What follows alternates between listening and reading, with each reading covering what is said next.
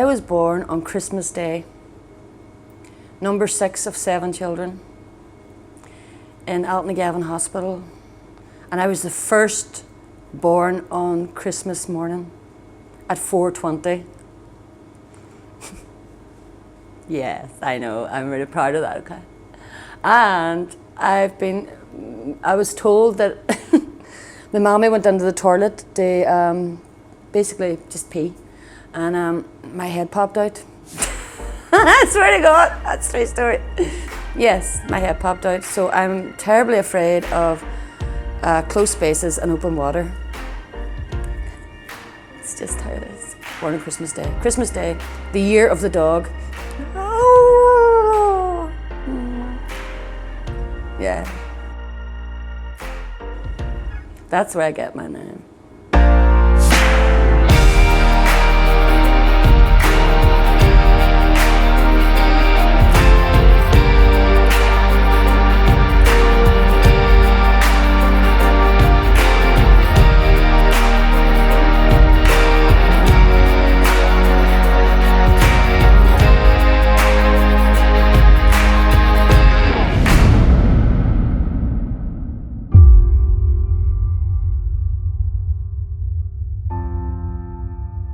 So, growing up in Derry,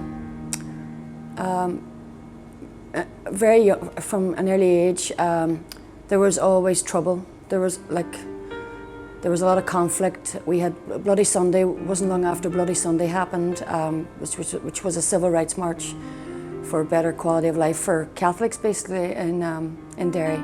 And as a child, you don't really understand what's going on. You know there's reason to be afraid, but you don't really know what of. There would be a lot of riots. A lot of people died. Awful. A lot of young people died. They were murdered. A lot of sad times. But we were such a tight community because of it. It wasn't about the IRA or any of that. It wasn't about any of that. It was just for civil rights. And that's what it was about growing up. Going to school, primary school, my God, you know, you were dodging, and you were always getting stopped. You were always getting stopped and searched. You couldn't go into your own town, and you know, going in and out of the town, there was barriers up where you had to be searched, going in and out, even as a child, which was the norm. Like, we didn't know any better. And you know, they would meet at the bottom of our street from Wapping Lane. The Protestants would meet at the bottom of our street, and the Catholics would meet at the top of our street from the bog, and it would just be mayhem. But we didn't know any better, you know.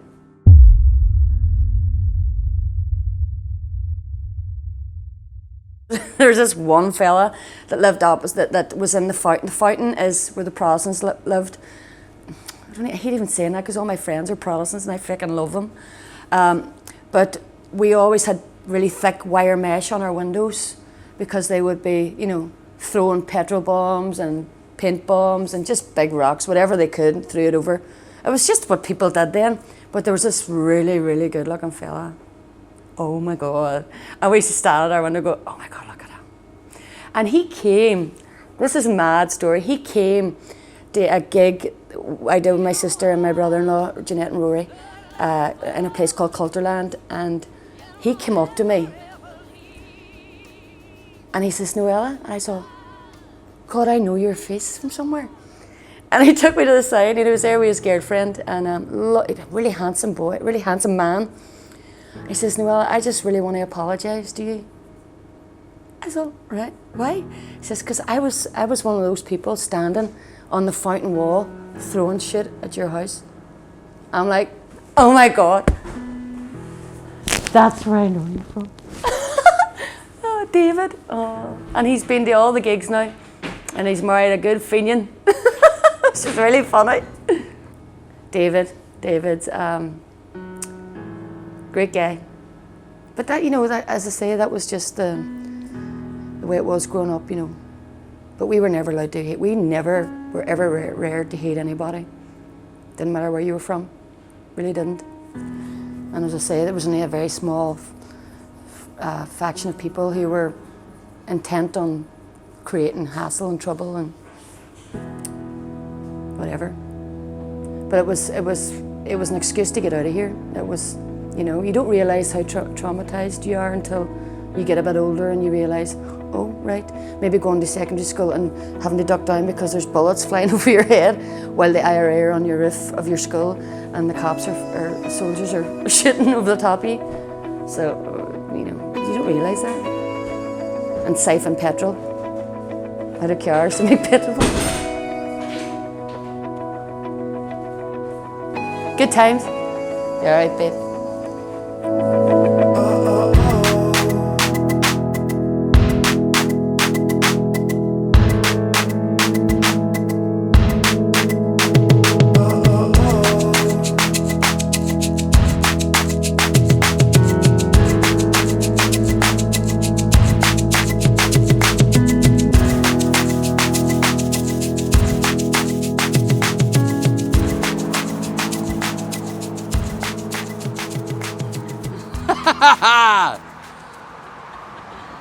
That's so funny. Why is your strap on all wonky? Look. Look, just whatever. You're like a child. I am a child. Nothing wrong with that. I've been child. Jesus. 4 times round? Oh, well. All right. Kick. How long have we known each other, Justin? 15 years? Who cares? Fuck Too you. long. You're an asshole. As a producer, what I find the most incredible about Noella Hutton is she can just walk into a bar in the middle of the day with a guitar in her hands.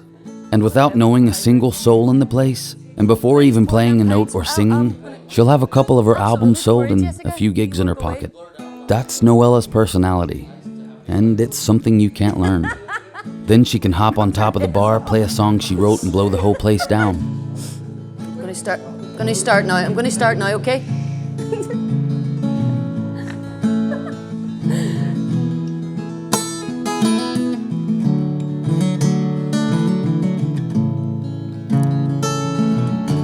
Knew it was time to say goodbye to you.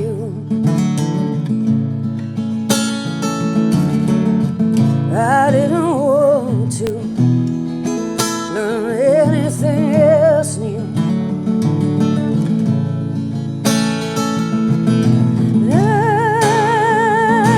I gave myself to you. No more lies, no more loves with you. Now I see you waving goodbye till I'm out of sight. I watch you waving goodbye till I'm out of sight.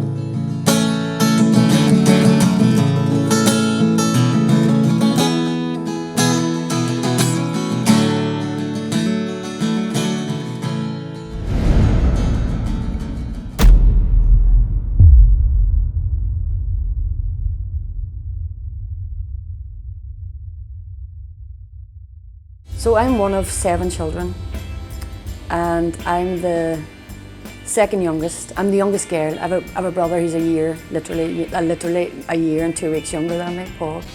And we had, nobody had money, and nobody had money. You know, we had enough. We were lucky, you know, we had enough. But, you know, for a while there was only 2 bedrooms, and it was, you know, a house where you had to go outside and change your mind. It was that small. And, but you know, it wasn't, you just don't know any different. You know, nowadays Waynes have like rooms in their own. What? You have a room in your own? But anyway, it was great growing up. I mean, I have a great family. Then we had a room. My daddy built an extension, sweet and gentle Jesus. Well, there was no heat in it. There was no. We called it the built-in shower in the wardrobe because it was just a big massive hole in the ceiling. I'm like, okay, but you know, we had plenty of covers. And my dad was a builder, like, so. You know, it was never finished, never. But it was tough. It was tough growing up in a wee house with a lot of people in it. But I think, you know, as I got older, I'm like, I want to live on my own with just animals. I don't want people around me in my own space. You really appreciate your space. I've got my favorite things. I love to run and play while I sing. I've got my favorite song. I mess and cover it up. Carry on, carry on.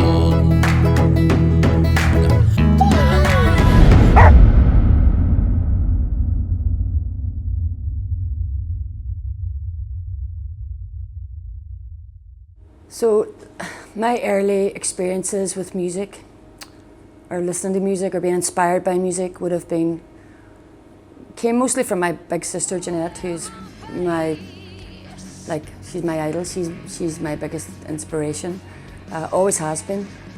I would have been listening to Led Zeppelin, and you know, because I was the youngest girl, I had no choice.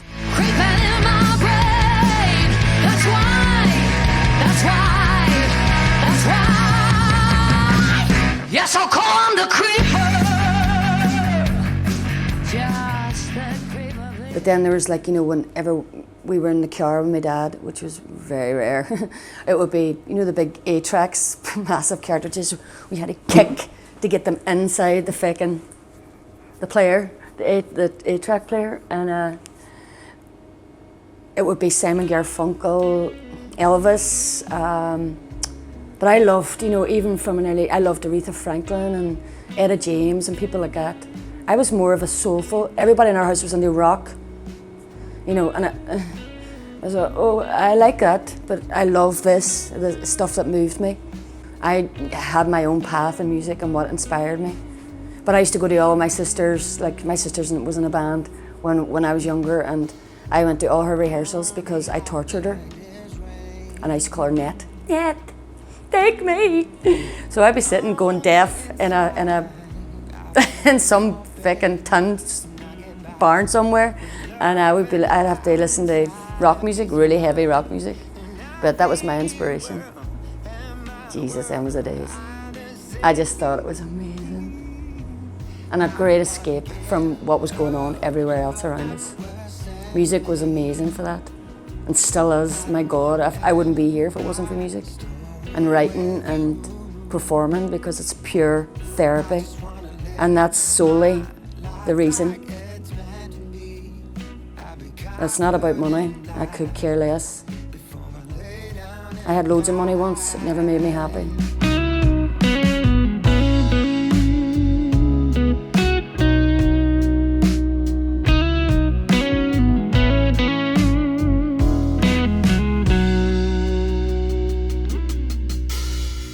Don't you listen to these words I said, they are gone, so you will never find the truth. The one that you were searching for so long is talking to you right now.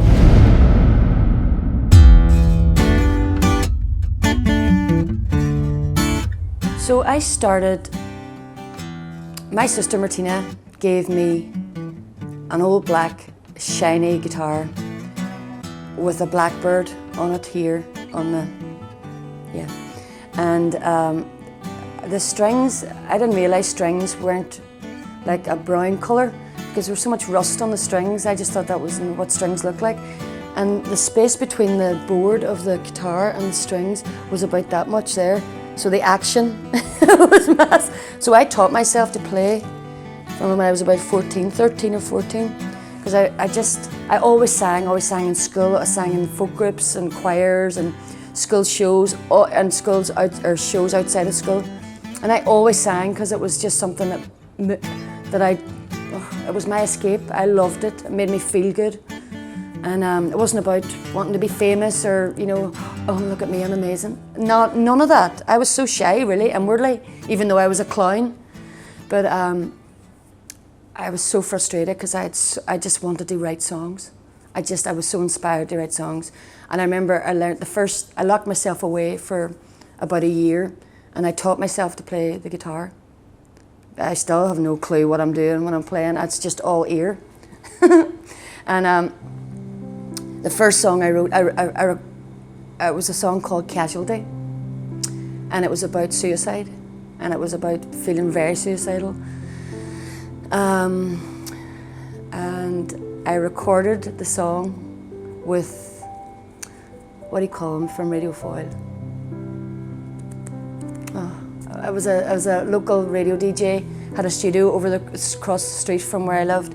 I says, come on over and record it, and I did, and it was just an amazing feeling to have something that you'd created that meant so much to you. You know, that to me was gold. And I think I wrote about 15 songs in 2 days once I'd learned 4 chords. And they're probably some of the best songs I've ever written. Good times. Yeah, and it was just, you know, pure frustration and not relying on anybody, because people were so, they just let you down, like musicians, and they all had their own agenda, and I couldn't understand that, because I thought, I don't want to make anything. I'm just, you know, it was hard for me to think of making money out of doing something I loved. But anyway, I taught myself. I wasn't feeling good.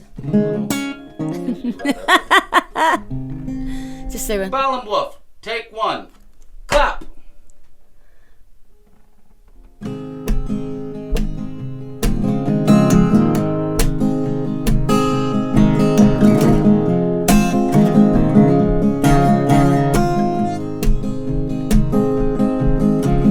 Bell and Wolf, cheeky little Bell and Wolf, tapping on a bar with a clown. I'm glad you came around.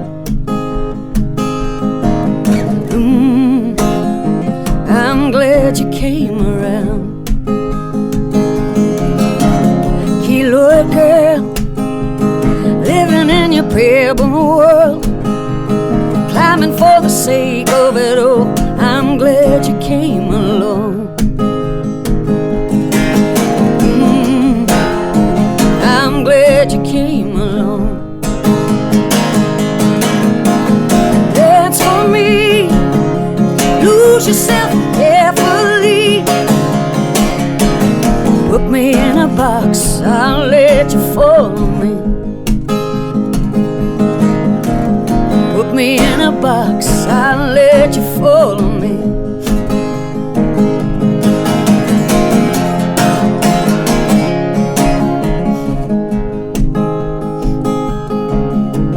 Flower child, swimming in the sea of life. Meet me on the rock by the shore, I'll never let you go.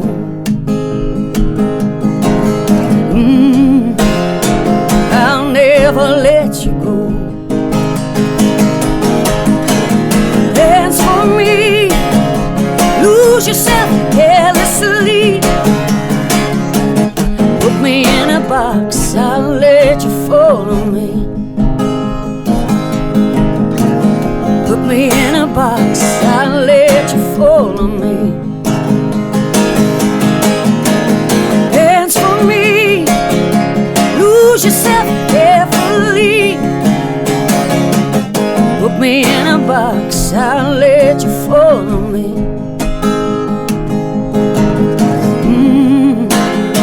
I'll let you follow me.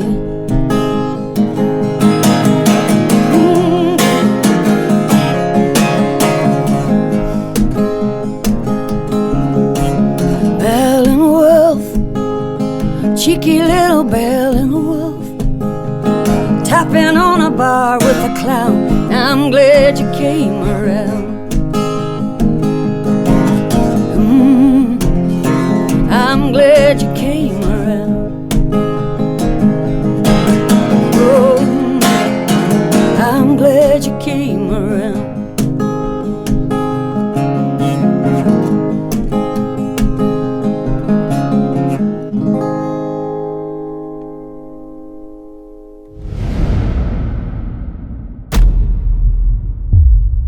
Got some whiskey,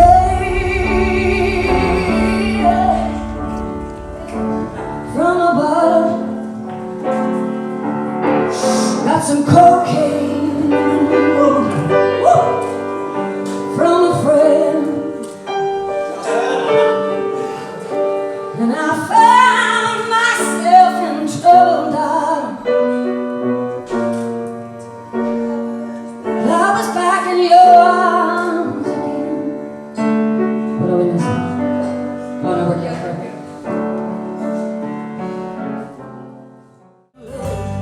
Just so that it's barren and then. Okay.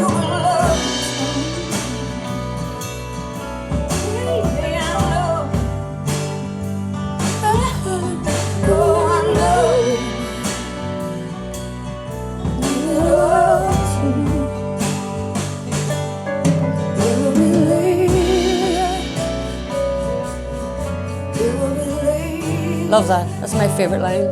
Never be lazy. I love that part, you see. Yeah, that's nice. You could bring that back in then, you see.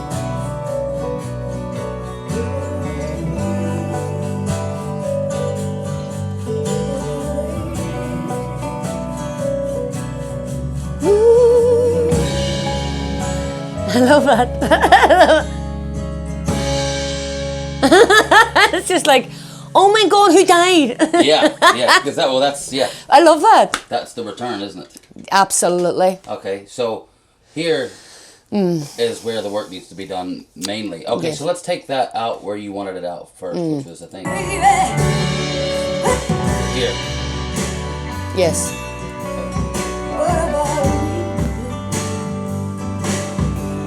Did you forget about me? When will you learn? You belong. I could never be an actor. And rolling. Ew. Well, hi there. Where do you want to go, Jay? Bored? Drive you around. Well, isn't this nice? And we're going around this way. Mama's an amazing singer. She's got an amazing personality.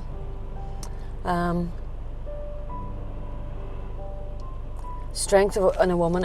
For all the size of her, she's tiny. Fearless. My God. Put up with an awful lot of shit. Because our daddy wasn't a very nice man. And I'm not going to talk too much about that, but not a very nice man. Wasn't very nice. Wasn't a father at all. It just was very, very angry, very aggressive, very violent man. Anyway, but Mammy was our rock. Like that's so funny. When anytime I was away, I was away for a long time, living in America and London, and I'd call her every other day because I was so homesick. I mean, homesick for my mammy and my family, not for anything else. But we would, I would be crying I would just be crying on the phone, and she would be really strong and going, Noella, what are you going to do here, love? Even though she was breaking her heart. And then whenever I was strong and on the phone in America, she would be crying. So it was always like, she drives me crazy, like, crazy. Oh my God, we're so alike, that's why. She's better looking. She's beautiful. She's just getting older now, like, but, which is so cruel, because she's such a beautiful, like, vibrant woman. That's just nature. But nature's the only thing I believe in, so.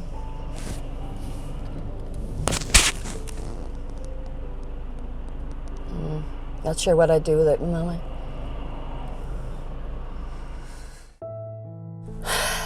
Mammy had, like 4 years ago, Mammy was up at town every day, me and her, up having coffee, shopping, doing her thing, just out busying ourselves. And Mammy had a couple of mini strokes, and everything changed really, really drastically. She was very, very ill.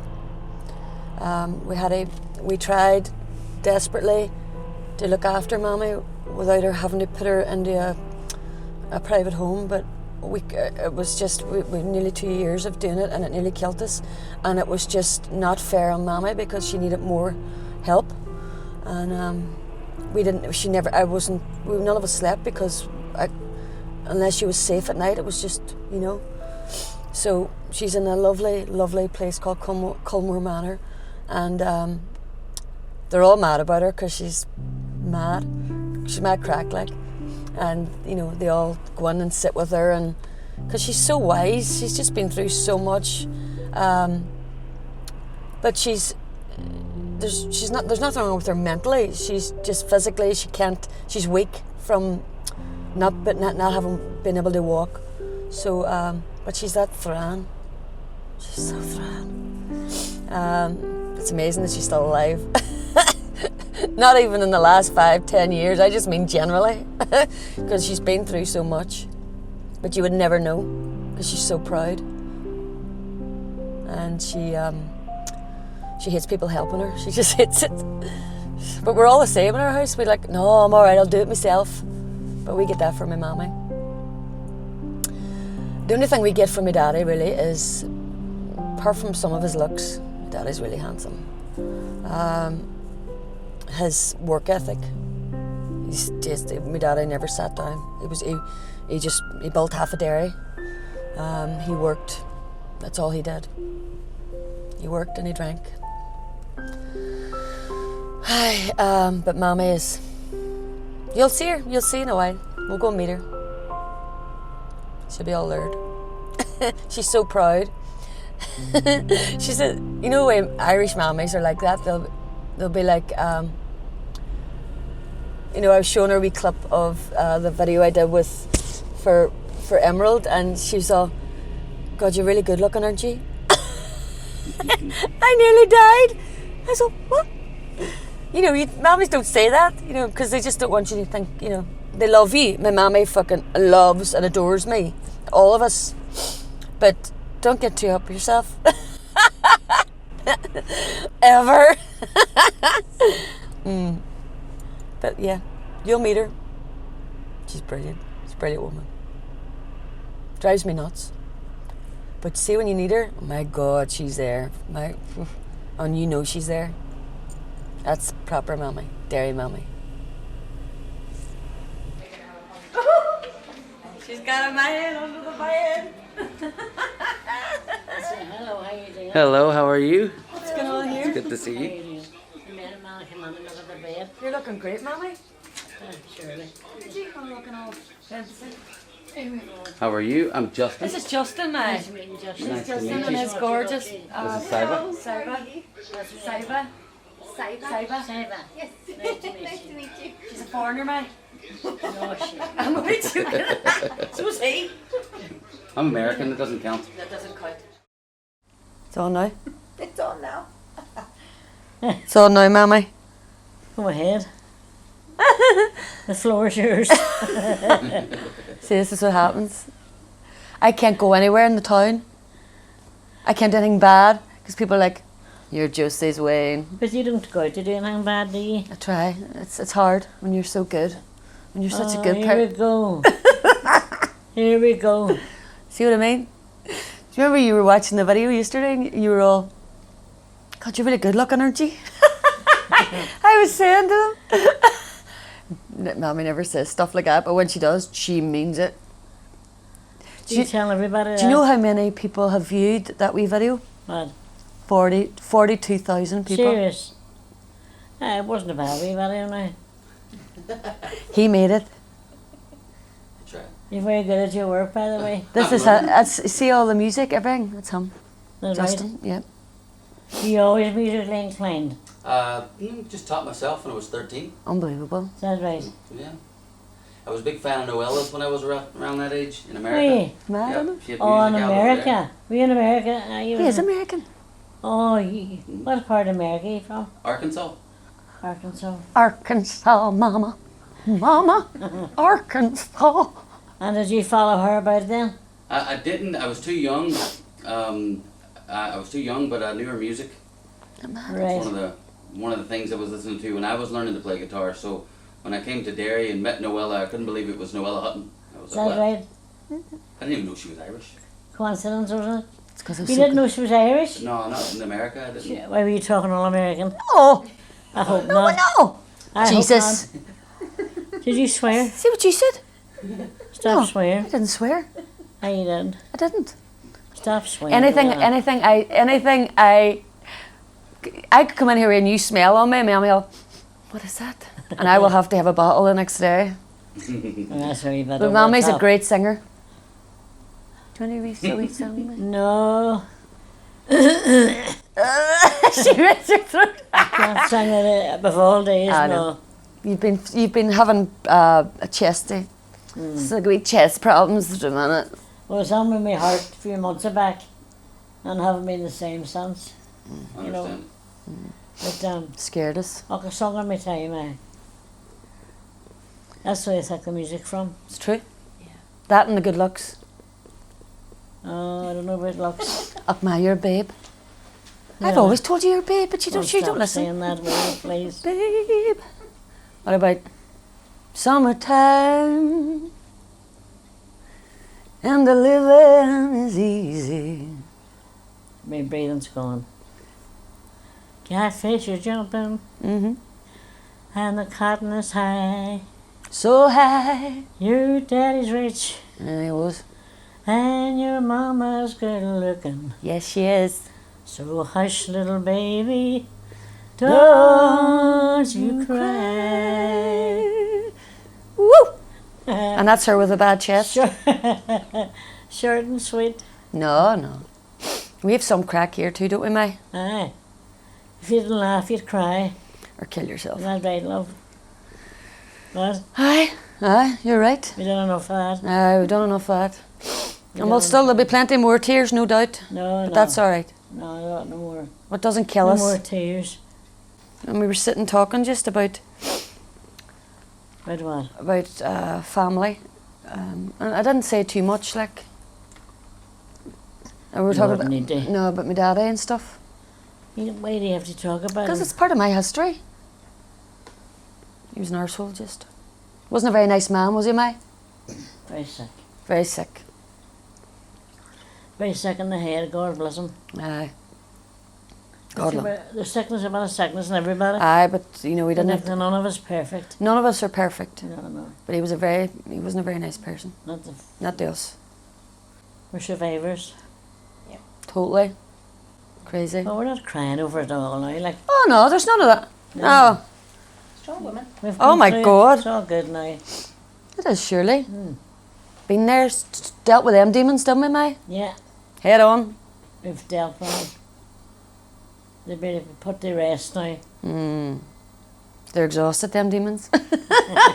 They're going for the love of Jesus. Noella, stop. Please stop Sorry. swearing. That's only Jesus. You're swearing. That's not swearing. Stop it.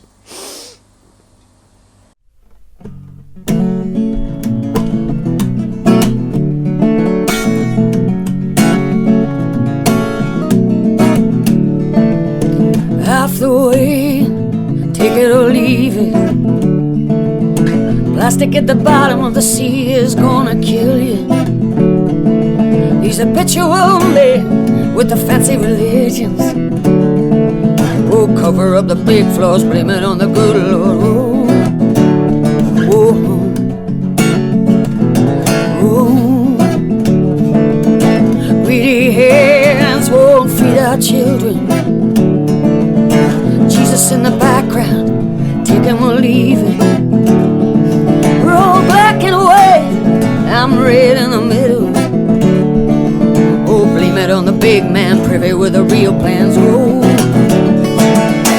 half the way, take it or leave it. They say you'll never get to heaven, no, without a good reason. It's so hard to say, I believe it. I'm only half the way.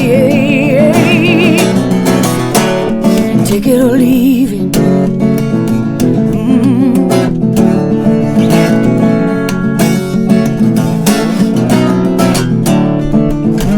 So much talk, about killing for the sake of killing. Make a fucking decision. We're all black and white, and we're red in the middle.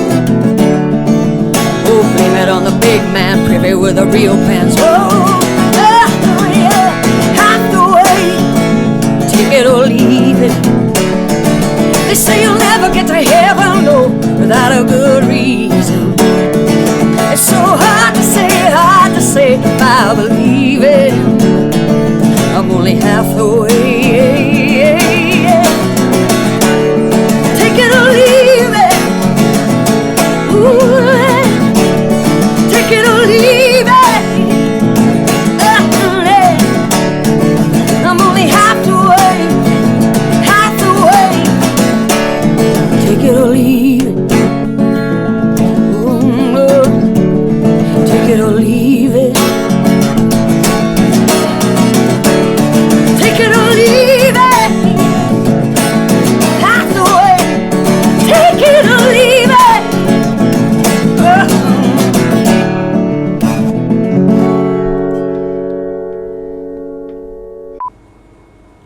If you vape during this, Noella, I'm gonna kill you. Oh, okay.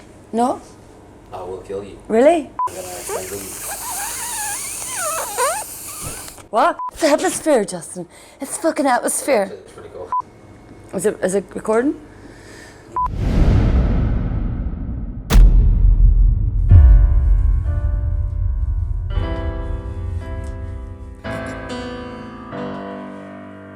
So bright, like a real When you set on fire. Are you ever gonna just get it together, like?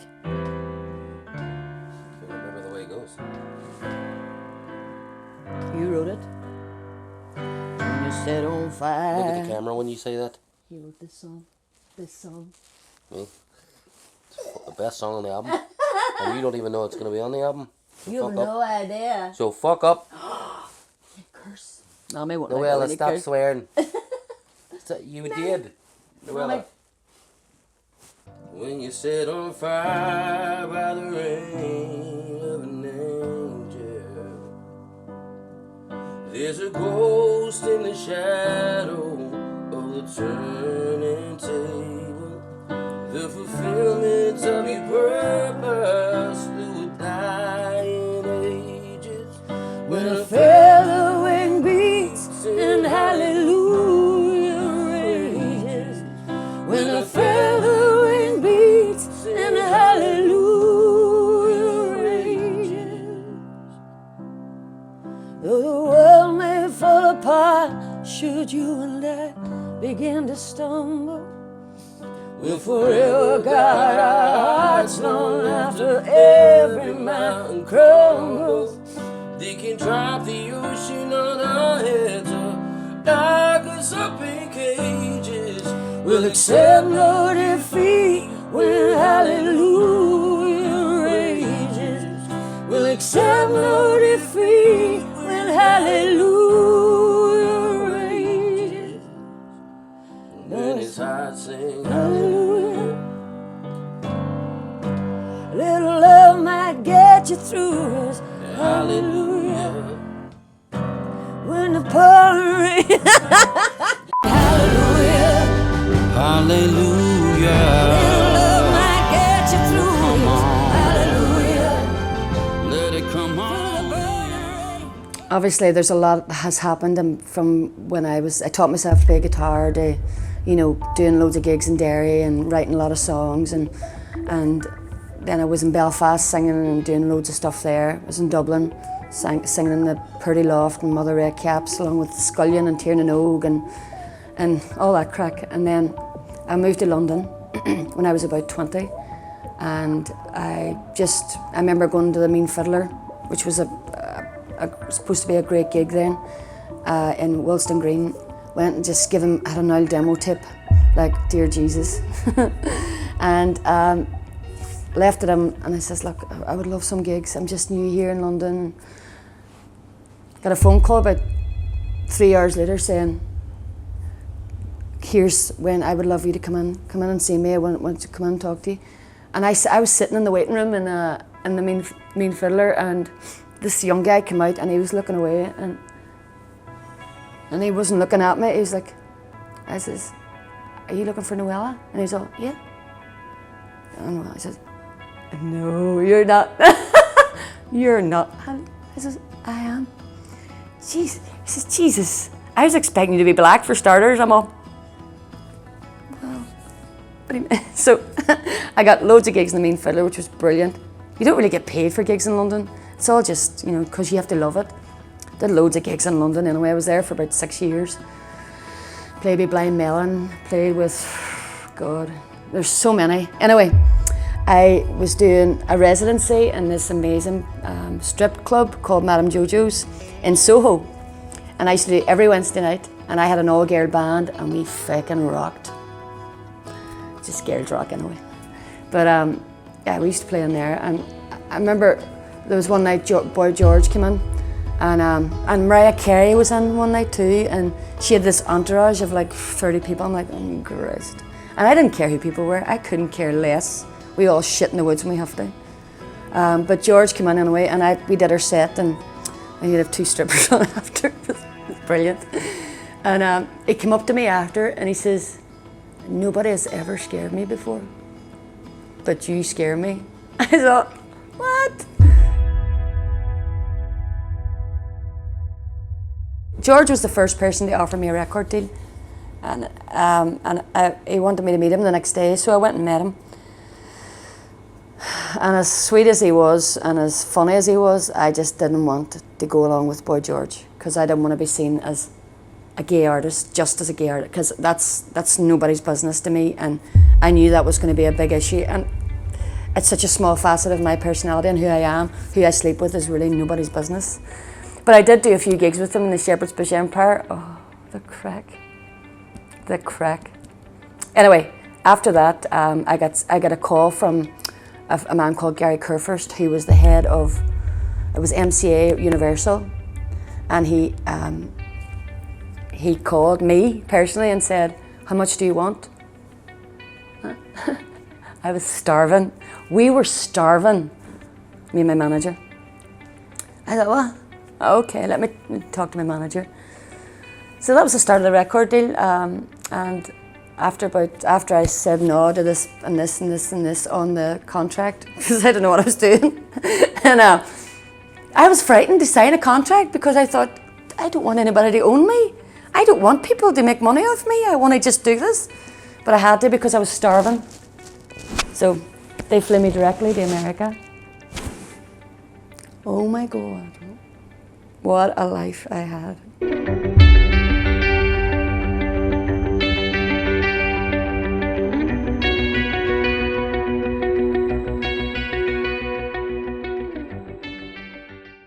So, America. I consider myself Irish American. I loved the country that much. You know, that country was so good to me.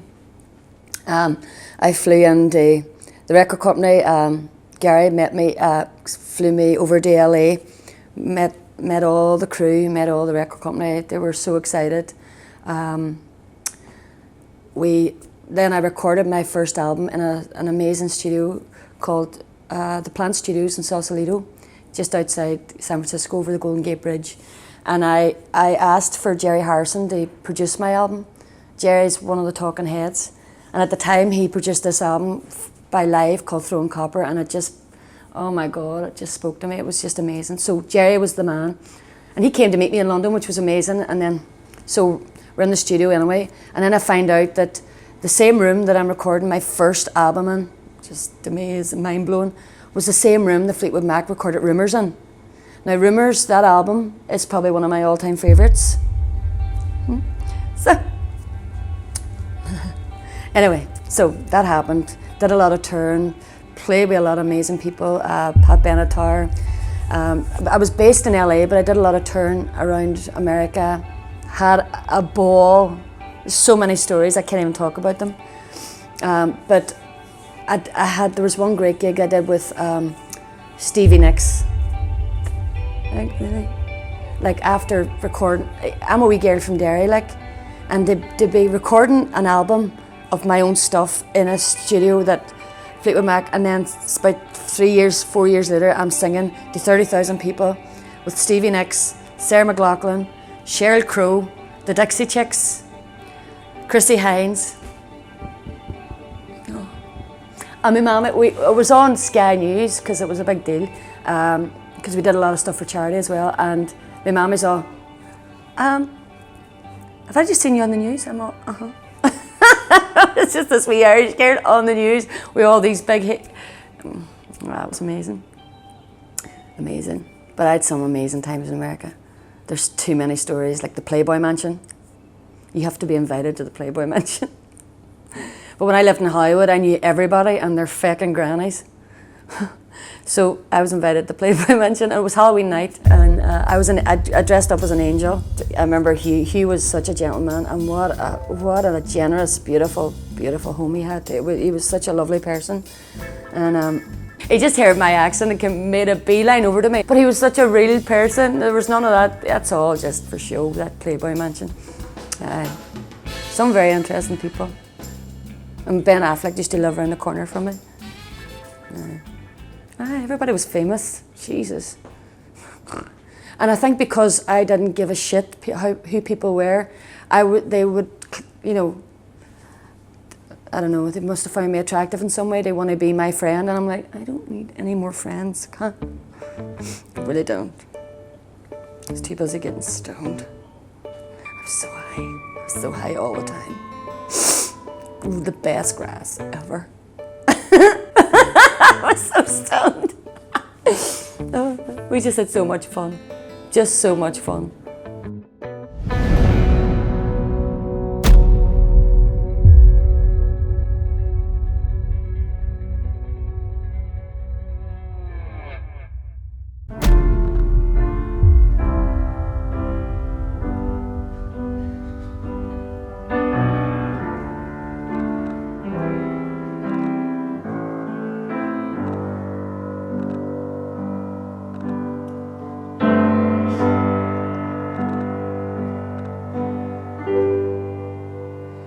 Set on fire by the rain of an angel. There's a ghost in the shadows of the turning tables. The fulfillment of a purpose through a dying ages. When a flowering beast in hallelujah rages. When a flowering beast. I always noticed Noella from a young age, and although she didn't have much confidence, can you believe that?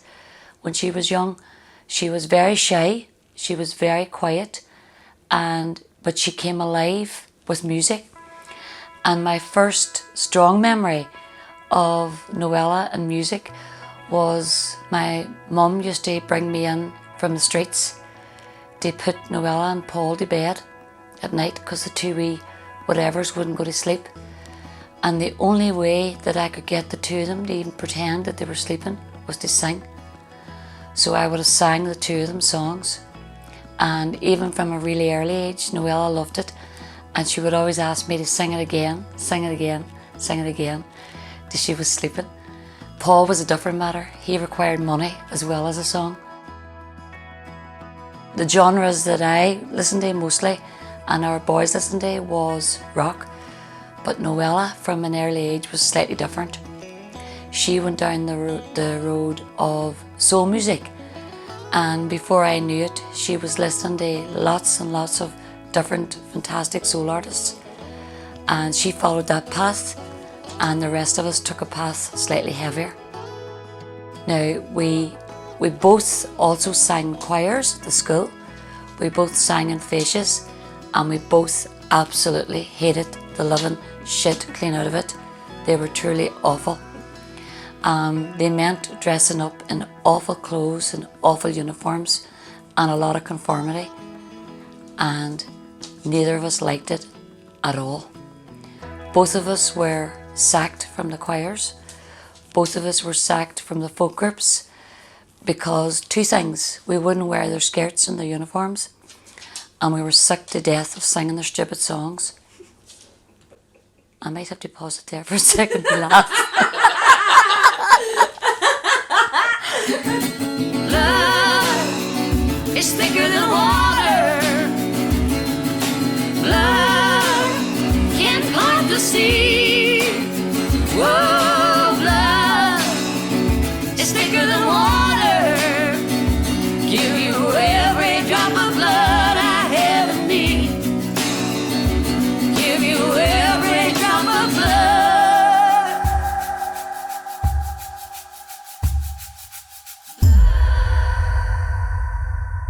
there's a whole lot of times where both Noella and I would have been asked to do solo performances in the choir or the folk group, and it was through gritted teeth we sang.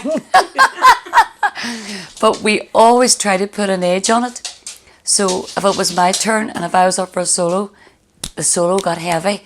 When Noella was doing solos, she used to put this wonderful over all the Jesus songs. Now that she might be laughing beside me, but that's how it was. And that's one of the reasons why we were both fired. Noella had talent the minute she opened her mouth. But the difficulty was, and she may or may not like to hear this, but her lack of confidence for so many years kept her voice small. So whenever she was much younger, she used to sing in this wee squeezed voice as if somebody was pressing on her larynx or vocal cords. And it only really got bigger and wider as she got older. And it probably wasn't until she was about 17, 18 that she discovered her real voice, because her lack of confidence at the time kept it small. And whenever she started to write rather than sing covers, it just got better and better and better. And it probably wasn't until she got about 21, 22 that it matured, and she got that bit of gravel on it as well, which is a natural gravel. And as soon as she learned probably 5 or 6 chords, she started writing. And that was her unstoppable from then on in. Hold on a minute. Rory gave her a bad look. Rory's like, no, please. It's a new guitar. I got it last Christmas for my birthday to myself. I bought myself for Christmas. Because my birthday's Christmas Day. And Don't say that. She gets double everything. She gets double roasties, everything. Such a lie. That's why I have dogs. It's conditional. Unconditional. Don't upset him. Like, fuck.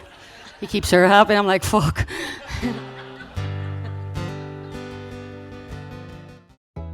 We've had so much crack over the years, I can't even tell you. And it did start at quite an early age. Do you remember I talked a wee bit at the start about her having no confidence? Well, that was a positive correlation with having no neck. Noella didn't have a neck. No, I'm not even joking. We thought there was something special about Noella because she had 0 neck. She developed a neck at the same time, and I think it was just after her first communion. And money may have played a part in it, because I do remember my granny saying to Noella, "Where's your neck?" And my granny, and God rest her at the time, was always trying to tell her to stand up tall and to try and stretch her neck. But when Noella was trying to stretch her neck, what she was actually stretching was her head. So the small neck was a wee bit funny. And she was tiny. She was really, really tiny. And she had a wee tooty head, which she kind of still has, if I'm being honest. My mama used to say things like, "I wish our Noella would grow her hair to hide her head." And we would go, "Why?" Just to make her head look a bit bigger. So we always called her pea head. It's still quite a small head. It's kind of grown in stature, if I'm being honest now. Okay? Yeah. But her head's swollen, but her head size in terms of circumference remains the same. So I had a sister and a brother from probably about 2.5, 3, constantly following me around everywhere, even to the bathroom. They would have been waiting outside the toilet till you came out, calling, not even my full name. My name's Jeanette. They called me Net. So I used to be thinking to myself, why can't you just call me by my real name? So there was lots of following around. And my mama used to make me take him up to town on a Saturday, which as a young teenager wasn't great for your credibility. Absolutely not. Because let's be honest, I was a budding rock star at the time. and I had to drag a pea head and a young fella, my young brother, who looked like Bob Marley's son, with a head of hair out to here. He didn't look like he belonged to anybody. So there was one with a tiny head and one with hair out to here, and I had them by each hand tight. And I could have taken them by the throat, but my mommy would have checked. So lots of following around, really, really annoying. But when I look back now, it was also fantastic. It'd be worse if they didn't want to follow me around. But they're still following me around. They're still here.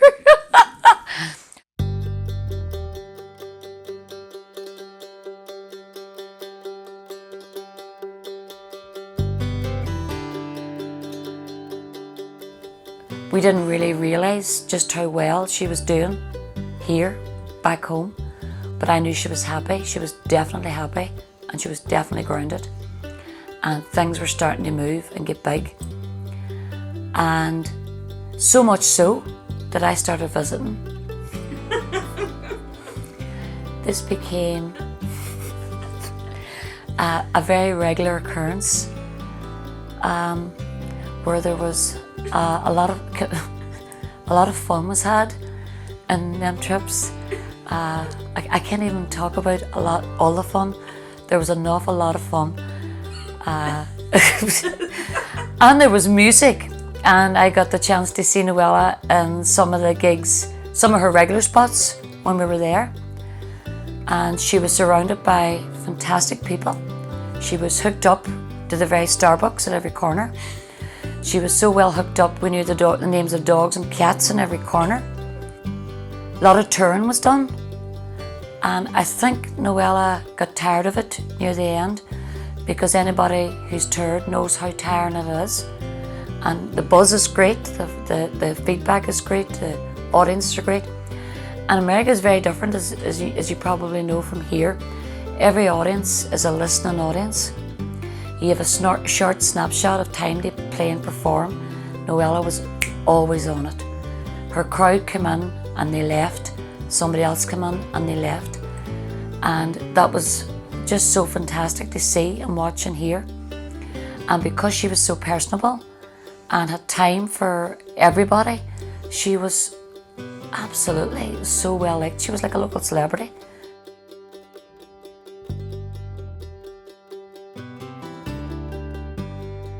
Once she moved to Santa Monica, it was just a different kind of lazy Venice kind of vibe.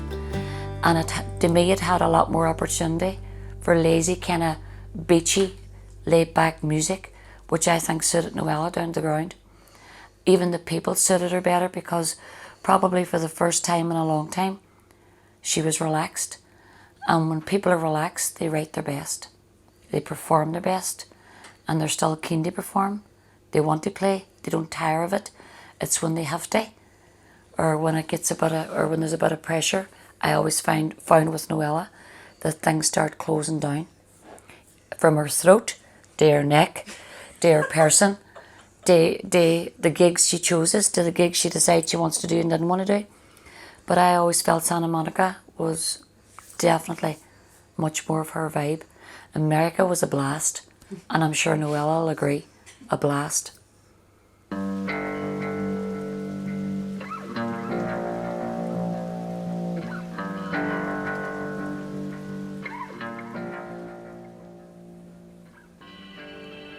So around 2003, things took a slightly darker turn. I spoke to Noella on the phone, and Noella was very, very unwell. I'm not 100% sure how to describe it, other than the fact that I was extremely worried. I was that worried that I packed a bag and headed straight for Santa Monica. And I never closed my eyes that day, that night, the next day, until I got to Santa Monica. And when I got there, I probably was right to do what I did, because she was an absolute mess. And if I'm being honest, I thought at the start when I seen her, she had lost a lot of weight, She couldn't speak properly. She couldn't breathe properly. She was struggling to be herself.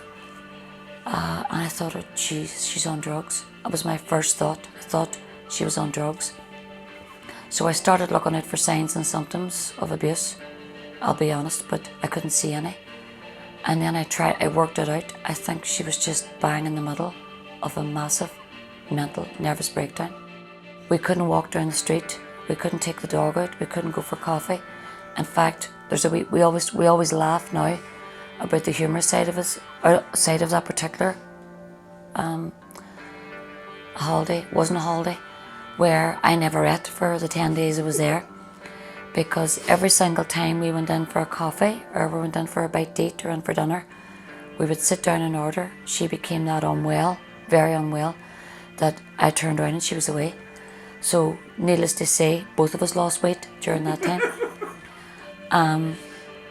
We tried to play some music during that period of time to see if it would help her. It actually made it worse.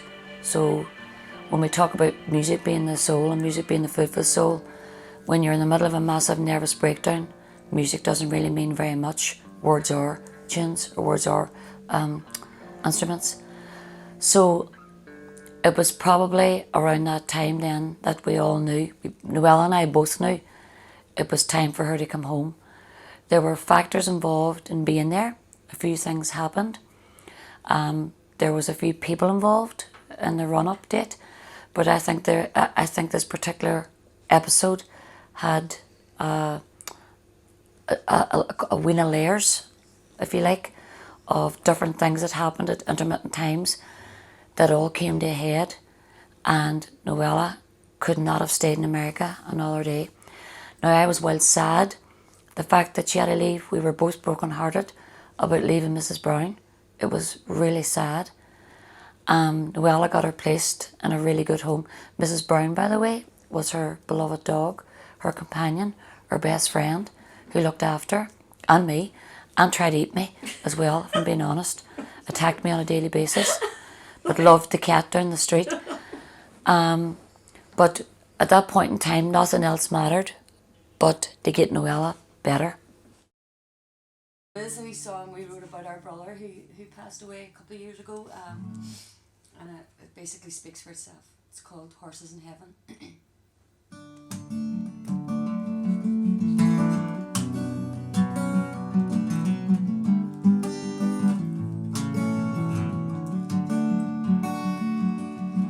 And lives let darkness prevail. We couldn't save you from yourself. Thought of you today, like every other day. Only luck you ever was in the bookies. And I hope there are horses in heaven. And I hope you're having better luck up there. Know you had to leave, but you left your mark on me. And I hope there are horses in heaven.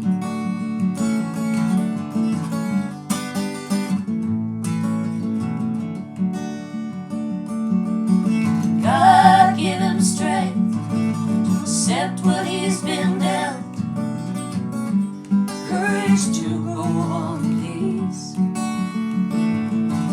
He believed in you, despite what he'd been through. Hold him tightly to you.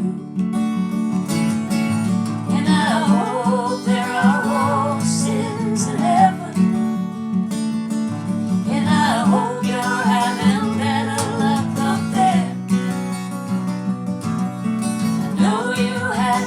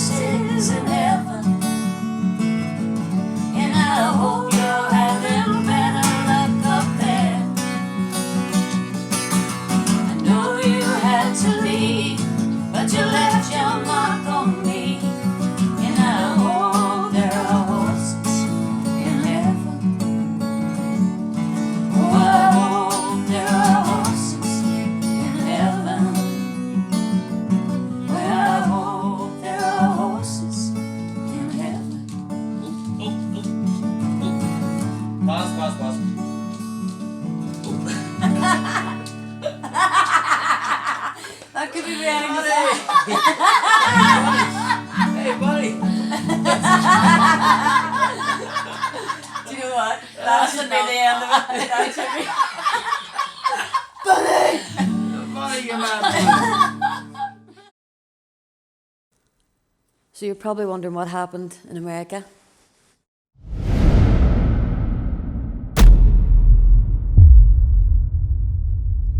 Oh my God, no, I can't do this. Come on. Oh my God, my nerves. It's so fucking. Ah! You bastard! Come on, come on. That's too scary! Where is it? No, it's beside. No, I can't cope. on, It's Noella. too scary. No, where the fuck is he? You wee bat. Oh my God, the light. No, Justin, it's too scary. What? Justin, it's too scary. Come on. Why 4 the fuck? minutes. Ah! No! Fuck no! It's too scary! You are a bastard. Come on. I don't like being scared. Right, do roller coaster then. Oh my God, I'm ready.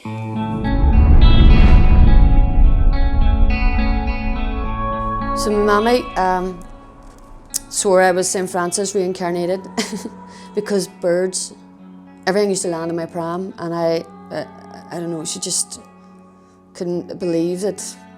I don't know what it was. It was just, I just loved animals, and I think animals get that. I think all animals get that they know I don't want to hurt them. And my first real childhood memory is when my daddy brought our patch in, and I was about 6, 7 months old. I have no concept of time. But and I was sitting on our green, so it wasn't leather. It was supposed to be leather, but it definitely wasn't leather, and it was green. And I remember dangling my toes, and our patch nipping my toes, and I can remember it like it was yesterday. And he was my best friend for about 14, 15 years. Still miss him terribly.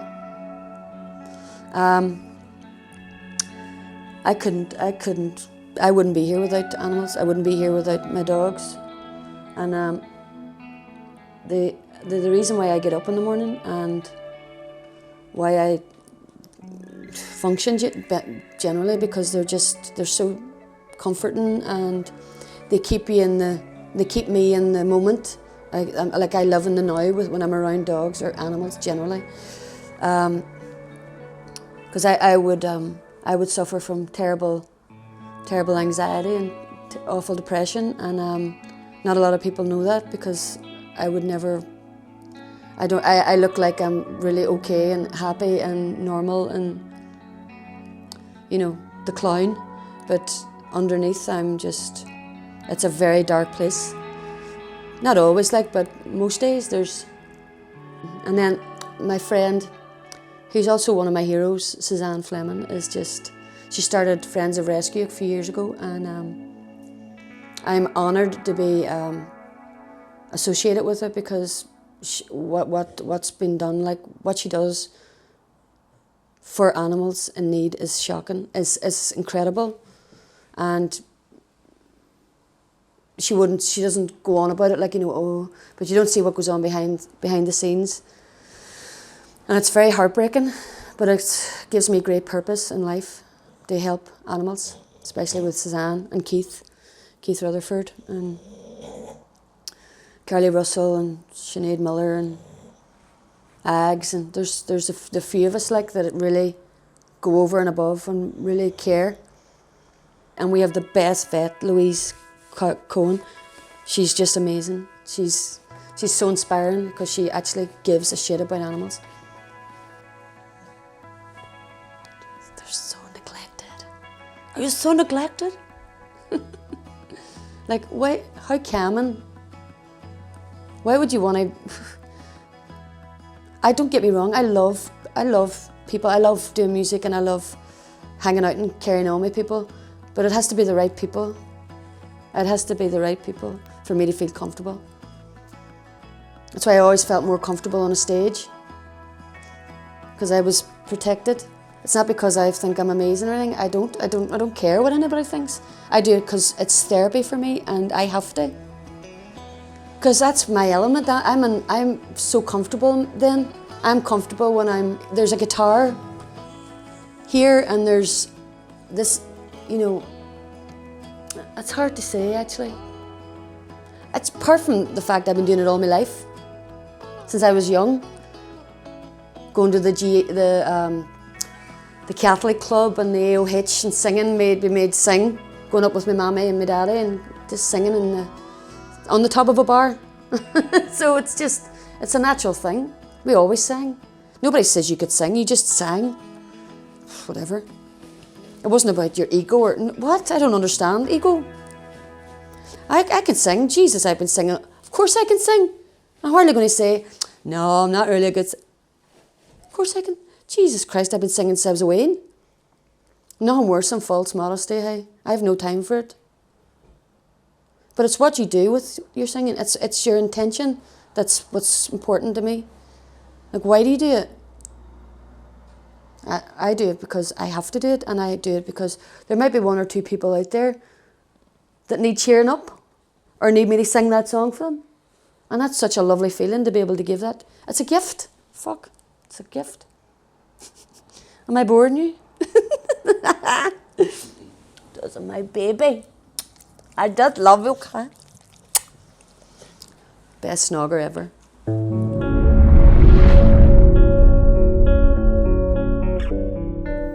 America served me very well. Absolutely had an amazing time in that country. By the end of it, I was singing on a lot of national commercials for an amazing company called Elias Arts, and who really looked after me. And I was recording with them as well. I recorded an album with them, with Jonathan Elias and Jimmy Hawn, two gorgeous men. Everything was going great. But unfortunately, there was things that happened to me when I was younger that weren't going away, and they started to have a physical effect on me. And it came to a point where I noticed I wasn't breathing properly, and I couldn't think straight, and I was just really scared all the time. And it happened almost, it was very drastic almost, even though it was a gradual thing. It was at the end, it was really drastic, because I'd lost my mind. It just snapped. Something snapped on me, and it was terrifying. I was always really homesick, always. For the 20 years or so I was away, I always missed home.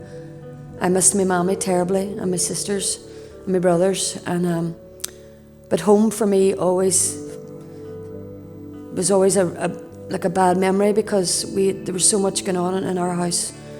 Not only the troubles outside that was going on, and all the murdering and rioting and mayhem, but growing up in a house with a father who was extremely violent and extremely terrifying had taken its toll on me years later, and it just reared its ugly head. And I went to therapy in LA.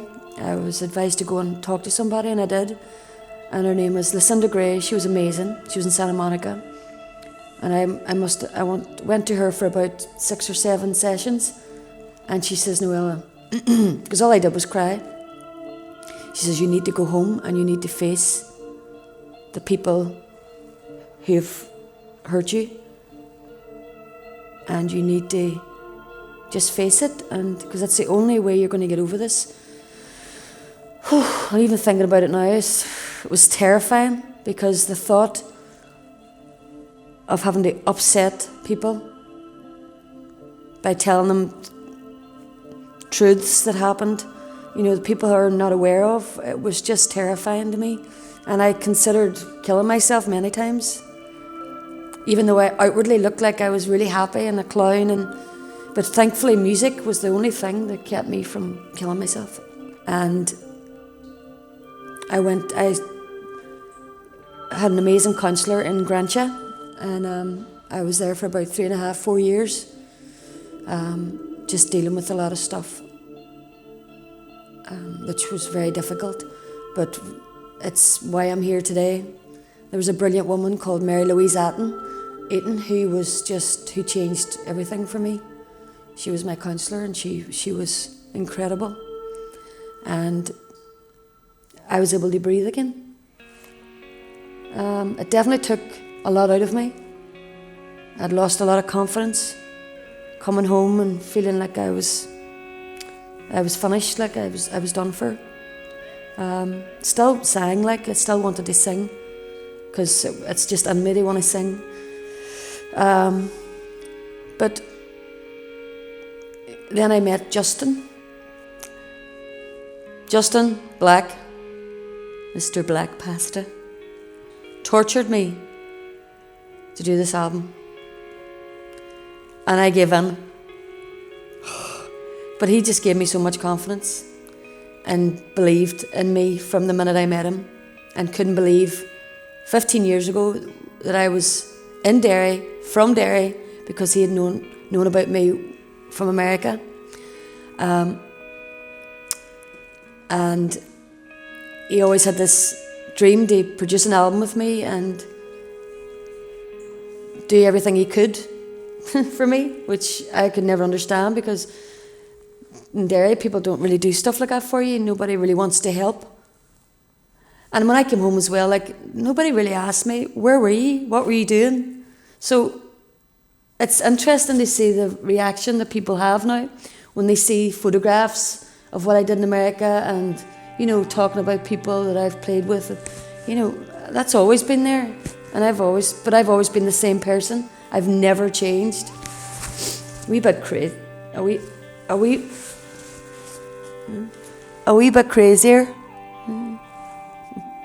But it has to be the guts of 20 years since I recorded last, and that's something Justin insisted on, that had to happen. As a songwriter and a singer, you know, and it was the most incredible experience. This last year has been the most rewarding. Regardless of where this goes, I don't even care, because this experience has just meant so much to me and done so much for me mentally. You know, I don't care what happens next, because, you know, I've never had a plan. This was never planned. It was always Justin's dream to do this, and it just so happened to be the right time for both of us. So,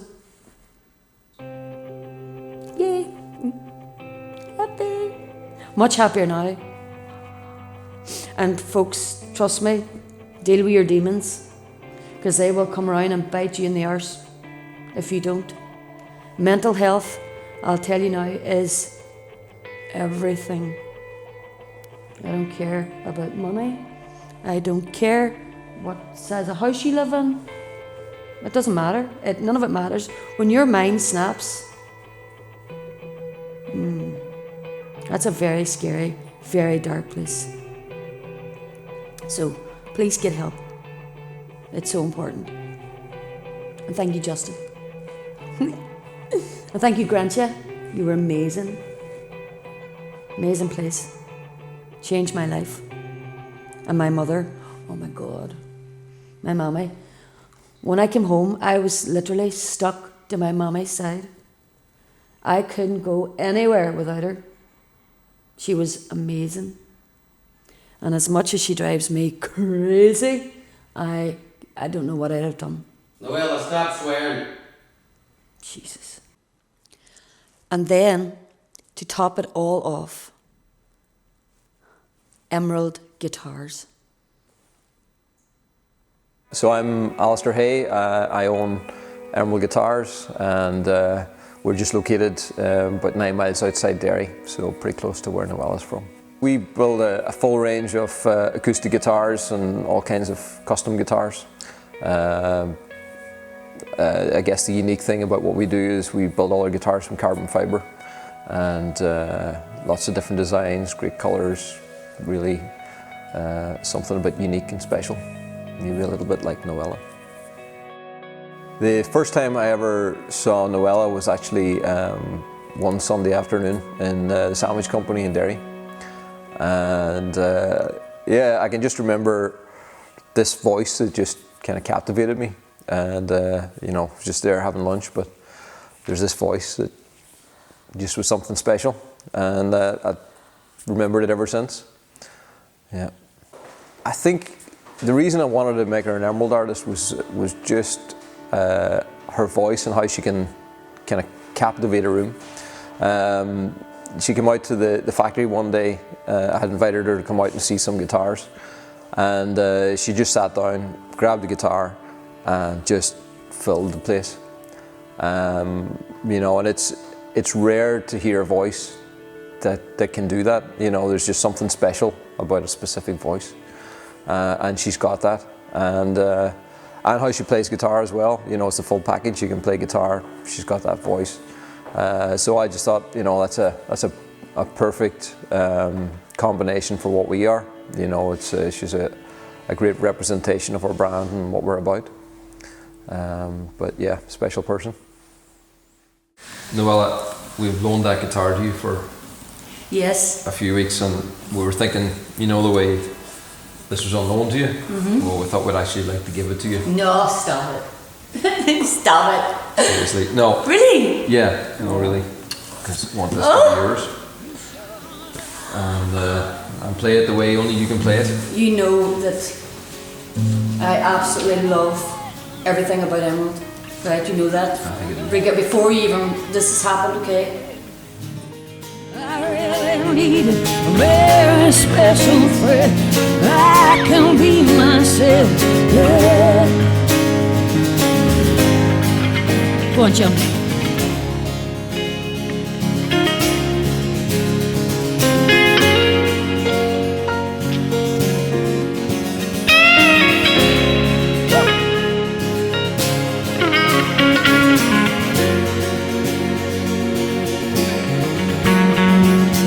You could see my heart, I wouldn't need to say.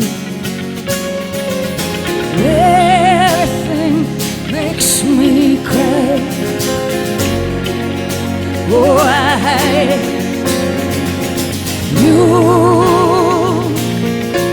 know I see right through where my battles have taken me. You understand my crazy. And finally, I'm so glad you found me. I really need a very special friend. I can be myself truly. Yes, I really wanna kiss you and hold you in my hands till the music ends. Yeah, come on, Damon, my friend.